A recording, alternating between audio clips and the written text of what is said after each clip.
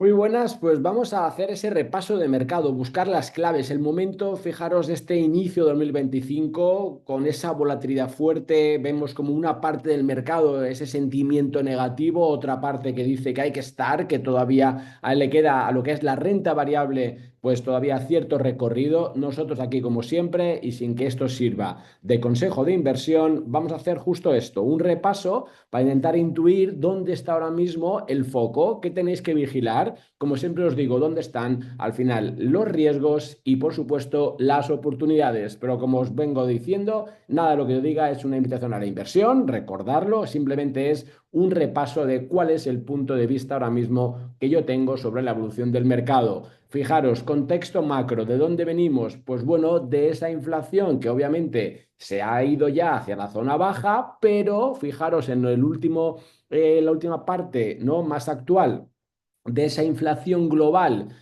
tanto lo que es la subyacente como la principal, que pese a llegar a esos niveles que podemos decir cercanos a los de equilibrio, tanto en Europa como en Estados Unidos en concreto, fijaros que hay un ligero repunte. Eso es lo que se ha temido en el mercado, que al final la inflación sea uno de los problemas que tendremos que vigilar en este 2025. Y consecuentemente, ¿qué ha pasado con los tipos de interés? Pues que si la inflación se nos dispara, las expectativas también de que haya nuevos recortes en Europa, en Estados Unidos sobre todo, al final han bajado drásticamente. Estábamos hablando hace unos meses de 3 bajadas de tipos de interés en 2025 y ahora mismo el mercado considera una y ya veremos si eso se produce. Todo eso, fijaros, ¿qué genera? Pues que de un punto de vista de valoración global, lo que metemos son resultados y tipos de interés, pues los tipos de interés van a estar más altos, esas valoraciones están exigiendo que el lado de los resultados sea mayor. ¿Para qué? Para justificar estas valoraciones actuales. Cuando esos niveles se descompensan, surgen las dudas y más en un entorno donde tenemos que ver todo lo que ahora vamos a repasar con esos resultados, con temas geopolíticos, con temas del petróleo, es decir, que al final vamos a ver que eso es lo que está sucediendo en el mercado, esa indefinición, no tengo claro, no, pues lo que está sucediendo, fijaros el incremento brutal de lo que fue las rentabilidades de los precios del 10 años norteamericano, ¿no? Que llegaron a casi a niveles por encima de 4,80 y entonces ahí se temió lo peor. Oye, ¿qué está diciendo el mercado? Pues que la inflación no está controlada, que los tipos no van a bajar, entonces esa genera esa tensión. Con lo cual, ese es el contexto y son los datos que tendremos que vigilar. ¿Qué pasa con los datos de inflación? Pues eso son tan importantes cada vez que tenemos una presentación y el mercado reacciona al final a esos datos. Seguimos en un mercado de renta variable que sigue siendo alcista. Eso no lo olvidamos, ¿vale? Con lo cual, nada nos dice que haya que salir todavía. El coste de oportunidad es muy elevado de hacerlo fuera, pero lo que sí tengo que hacer es ser consciente de esos riesgos, que luego veremos, de las oportunidades, seguir diversificando y con tipos de interés al 5% en un 10 años, ¿cómo no voy a diversificar metiendo algo de renta fija? Si lo comparo con la rentabilidad media anual del S&P del 11% en la última década, entonces tener un 5 ya me supone pues cierto valor añadido que hay que poner en las carteras. Por eso yo al principio titulaba si al final vamos a volver a esos bonos, ¿no? Como ese gigante dormido, donde por fin, a ver si en 2025 sí nos da, pues al final, esa oportunidad. Todo esto, lo que sí está claro, uy, aquí se me ha ido la pantalla, todo esto, lo que sí está claro es que deja, fijaros, muy alejados, ¿no? Porque el riesgo de recesión. Es verdad que con la llegada de Trump y todas las medidas que pretende tomar, que al final son pro negocio, son pro América, pero al final y al cabo, como son los valores directores que dominan ahora mismo el panorama de inversión, ¿no? Pues entonces, ¿qué está pasando? Pues que también hay un peligro de sobrecalentamiento, ¿no? Si al final efectivamente estamos llevando a la economía a ser a crecimientos mayores y todo el tema tarifas, que aunque yo tengo mis dudas de cuál es el impacto real sobre la inflación, pero bueno, al final todo eso lo que está llevando es a un mayor crecimiento económico, pues desde luego lo que tenemos son dos efectos. Primero, lo que veis aquí, que es que ya obviamente se reducen drásticamente las probabilidades de recesión en Estados Unidos. y todo lo contrario. Segundo, se genera al final un efecto, ¿vale? Que puede ser de sobrecalentamiento, es decir, que tengamos al final un crecimiento mayor con mayor inflación y por tanto los tipos de interés, pues ya sabéis dónde pueden ir, no es para abajo, obviamente. Entonces, ese es el contexto que tenemos en Estados Unidos y os acaba esta gráfica del otro día de Simon White y vía Bloomberg, donde lo que se veía es, fijaros, se vio un poco la media de lo que ha pasado, ¿vale? Con el S&P en los periodos electorales, ¿no? Pues justo el día de las elecciones y luego lo que es la inauguración, ahora la recién llegada de Trump, digamos, al gobierno norteamericano. Y fijaros que ha hecho de media el S&P, es decir, que ha estado subiendo y aquí pues no ha sido una excepción este 2024-2025 y después el mercado pues sí que ha experimentado ligeras alzas para acabar en un plazo, ¿no? Pues al final de un año estando más o menos igual. Son simplemente datos que me gusta contemplar, ¿no? Pero para tener un poco toda esa visión. Con lo cual, eso sería lo que nos viene del lado más macro, que es lo que tenéis que vigilar, y ahora vamos a hacer un poquito un zoom para entender la otra variable. Los tipos de interés, ya lo hemos comentado, cuál puede ser el impacto, que descuenta ahora mismo el consenso, y del lado de resultados, pues ahí tenemos desde luego buenos datos. Os acaba ahora mismo el gráfico de crecimiento.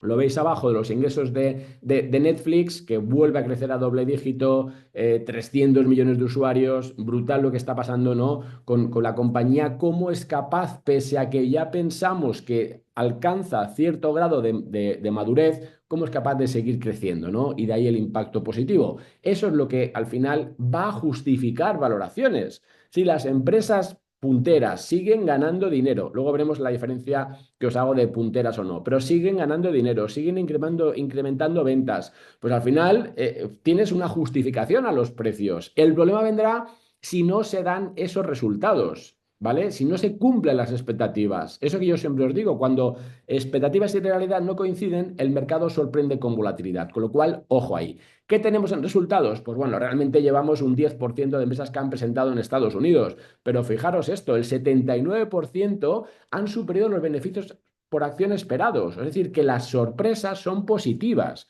¿vale? Y también, no solamente en BPAs, en beneficios por acción, sino también en ingresos, 67% superan ingresos, ¿no? Con lo cual, ¿qué estamos esperando? Pues ese es el dato, quedaros con la media del S&P, que tiene que crecer, lo que el mercado descuenta es un beneficio medio que sube un 12,5%. Si eso se cumple en este trimestre último de 2024, va a ser la tasa de mayor crecimiento desde 2021. ¿Vale? También todavía no hay datos con ese 10% que se han presentado, pero fijaros que momento lo que son las guías, que eso también va a ser muy importante, ya no tanto si supera o no expectativas, que también, ¿no? El caso de Netflix es evidente, pero también qué nos dicen para el futuro. ¿Y qué está diciendo? Pues fijaros, de 5 que son las que se han un poco pues, pronunciado, pues una lo emite negativamente, 4 positivamente. ¿Qué quiere decir? Que el mercado está esperando que efectivamente esos ingresos, que al final todo esto siga creciendo fuerte. Y de un punto de vista de valoración, ¿qué nos dice?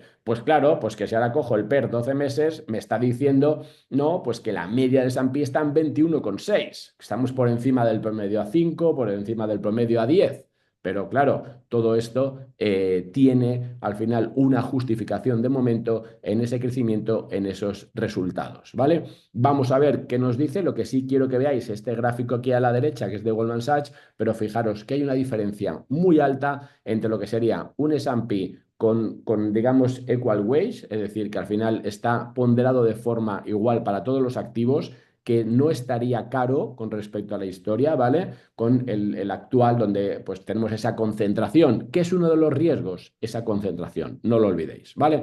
Con lo cual, si miramos estos resultados, lo que se está esperando, fijaros, estos serían como los 10 grandes contribuyentes, los que más aportan a esa media. ¿no? ¿Y qué se está esperando? Pues incrementos tanto en Eli Lilly, fijaros que es la primera, JP Morgan, que ya lo ha presentado, Alphabet, vamos a ver, también tiene un impacto importante, ¿vale? Micron Technology y así con las que veis en pantalla, Amazon, Citigroup, Nvidia y demás. Todo esto es importante de cara a ver si se cumple o no todo este resultado y fijaros, eso que os decía, ¿por qué es importante la concentración que existe en el mercado? Porque hay una justificación del crecimiento de los ingresos, de los resultados. ¿Por qué? Porque 21% vienen, ¿vale? De ese crecimiento esperado, viene, o sea, viene vía los magníficos 7, mientras que los otros 493, fijaros, ¿no? Que aportan mucho menos.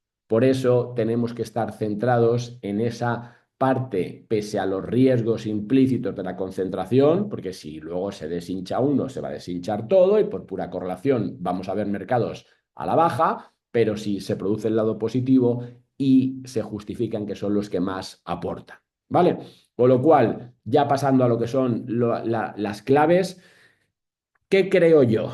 ¿Vale? Pues bueno, pues de momento como os decía, el mercado sigue siendo alcista, nada me dice que tenga que salirme. Otra cosa es que yo tenga que decir, oye, si el S&P me pierde los mínimos vistos estas semanas anteriores, 5.600 si queréis, 5.700, hay cada uno que ponga un poco a nivel técnico dónde está la zona de control. Si esos niveles se pierden, ojo, porque todo esto no me sirve y yo reacciono. Pero mientras estemos por encima, entonces yo sigo estando en mercado. ¿Y qué tengo que ver? ¿Cuáles son los riesgos y esos parámetros a vigilar? Pues primero de todo, vamos a ver esos resultados, ¿no? Fijaros que pese a todo lo que hemos tenido, la pandemia en 2020, la inflación 2022, el aumento de los tipos de interés que tuvimos en 2023, fijaros que las empresas, las magníficas 7, porque son las que dominan el mercado, ¿vale? Siguen siendo fuertes, con lo cual, mientras sigan así, yo estoy observando esto, ¿vale?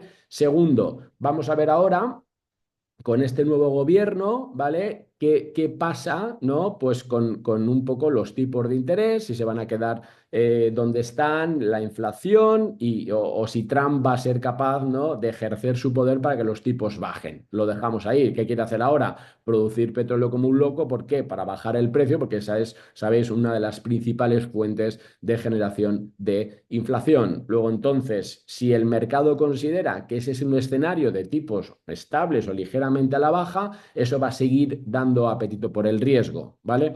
Tercero, fijaros, existen todavía 7 billones en efectivo en esos money market funds, en los fondos de activos monetarios, que se dicen que puede ser una munición. Yo no lo sé. No sé si al final, si efectivamente los tipos cayesen mucho, ahí sí que lo veo más adecuado, ¿no? Pero mucha parte de narrativa la veis en el mercado, lo que dice es esto, oye, y si de esos 7 billones, 2 van a riesgo, pues bueno, a mí me diría que habría que empezar a vender. Pero bueno, eso es una percepción personal. Pero de un punto de vista de entrada de flujos, no tiene duda, ¿no? De que eso pues, puede generar ese alza adicional que tal vez le quede al mercado. Con lo cual, mirar muy bien esos flujos, yo siempre los voy sacando en todos los informes, por ese doble efecto. Primero, porque puede ser el último empujón y segundo, porque nos puede dar una idea de distribución en zona alta si de repente vemos un índice que se queda, una volatilidad que se queda estable o con incrementos que vamos a tener que estar analizando. Y por último, pues fijaros, pues indicador de ciclo, pues aunque muchos piensan, ¿no? Que estamos en la fase tardía, lo que es verdad es que los últimos datos, con ese desempleo hacia la baja, con esa capacidad de crecimiento, ¿no? Pues parece que a esto le queda crecimiento adicional, o sea que puede que sea fase tardía del ciclo tarde en llegar, ¿no? Y de hecho, fijaros, se acaba en el último informe, esto es de Capital One, pero el último informe, ¿no? Si tal vez estaría pasando esto, si este es un ciclo normal de la economía, ¿vale? Lo que parecería es que estamos cayendo hacia la derecha, pero no, los datos nos indican que estamos volviendo como a ese ciclo más alto. Entonces, esa es la duda que tengo, pero sin duda que eso puede hacer que en la primera parte del año, ¿vale? Todavía nos quede fuelle, ya veremos después, ¿vale? ¿Qué activos hay que vigilar? Pues bueno, las acciones tecnológicas, seguimos con la narrativa de inteligencia artificial, fijaros todo lo que son los agentes de inteligencia artificial, brutal lo que viene por ahí, estudiaroslo aunque sea un punto de vista intelectual, vamos a vigilar qué hacen en resultados, cuáles son las guías, ¿vale? Vamos a seguir viendo todo el tema Bitcoin, ahora hacemos un detalle de lo que veo ahí, seguimos con los ETFs temáticos, inteligencia artificial, transformación digital, seguridad, ciberseguridad, yo creo que sigue siendo todavía. ¿Por qué? Porque se monetiza. Esto no es la burbuja del año 2000.com, donde las empresas no ganaban dinero. Aquí sí, aquí se gana dinero, se está monetizando, luego hay que estar ahí. Otra cosa es que esas promesas no se cumplan. Ahora lo vemos en los riesgos, ¿vale? Y luego vamos a ver, yo creo que, como os decía al principio, bonos hay que empezar a diversificar. Con lo cual, por un doble sentido, primero para a lo mejor realizar parte de beneficios que llevamos 2 años con esas alzas espectaculares y ponerlas en un cajoncito más seguro y segundo, porque si efectivamente los tipos se quedan ahí estables, pues ahí tenemos esa buena posibilidad. También, ¿qué tenemos que ver como riesgos? Pues como os decía, cuidado con esas políticas monetarias. Si se nos dispara la inflación, veremos qué hace la Fed versus el gobierno, ¿vale? Si se endurece o no esa política monetaria. Dependemos de esa liquidez, con lo cual vigilarlo muy bien. Segundo, vamos a tener esa volatilidad. Fijaros que este mes de enero empieza alta, cae, tenemos ahí todos esos, esa gestión de esa volatilidad que tenemos que tener en cuenta.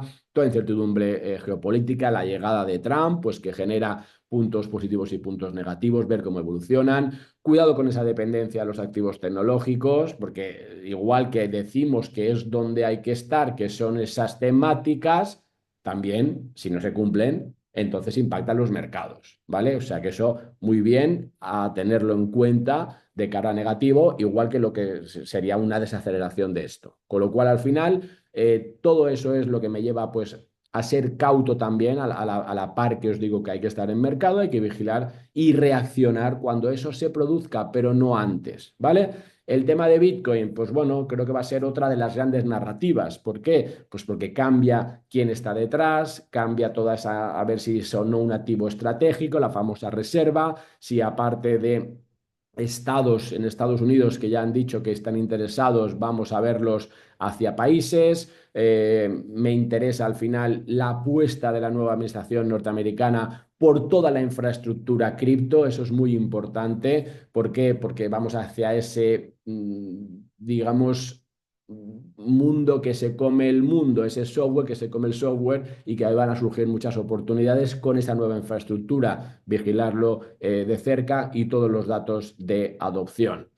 Conclusión, pues bueno, lo tenéis siempre en la academia que os vamos dando, en todo el blog que vamos un poco publicando, pero yo me quedo con esa idea. El mercado sigue siendo alcista, creo que todavía tenemos ese ciclo favorable. Vamos a ver cuáles son un poco las medidas que pone en juego, pues al final la nueva administración en Estados Unidos. Vamos a vigilar los tipos de interés, con lo cual la inflación, pero mantenemos carteras que siguen estando invertidas, que tenemos que diversificar dentro de las grandes tendencias, pero sin obviar los riesgos, porque pese a todo, los riesgos se gestionan. Estableceros un nivel de salida de cara al índice, donde en los mínimos que hemos visto en diciembre y en enero. Esos son los mínimos que no deben perderse. Mientras estemos por encima, pues aplicar toda la que es un poco las ideas que hemos estado viendo, vuestra estrategia y seguir, por tanto, en mercado. Gracias, hasta la próxima.